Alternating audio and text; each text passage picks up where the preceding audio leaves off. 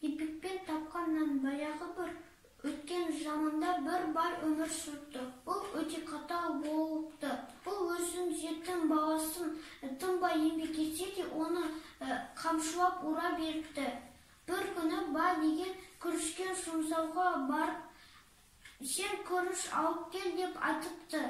Көк базарда не жоқ десеңші, ол қауын тақта жеміс-жидектерге қарап жегіс келген. Ол көп аралап, базарды көп аралапты. Содан ол деген оның сөзі түсіп, байдың сөзі түсіп күріш сатып алыпты. Содан үйге тез жүгіріп барғысы келгенде, содан оны бір кедей айтыпты. Сен маған бір күріш бер деп, мен бірнеше күн тамақсыз өмір сүрдім деп айтыпты. Содан ол беріпті. Байға барғанда ол бар өткен оқиғаны айтып береді екен. Содан оны қамшылап ұра беріп қамап қояды екен.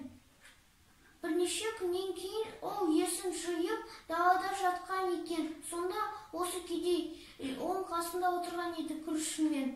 Балам, қасы, біз егін екеміз деді. Бірақ егін екетін жер жоқ деді баласы. Содан ол біз мына жерде еге өреміз деп екті.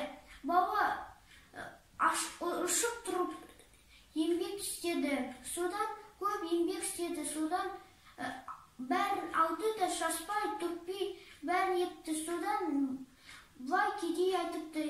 Балам, мен сені сынауға әкелдім деп айтыпты.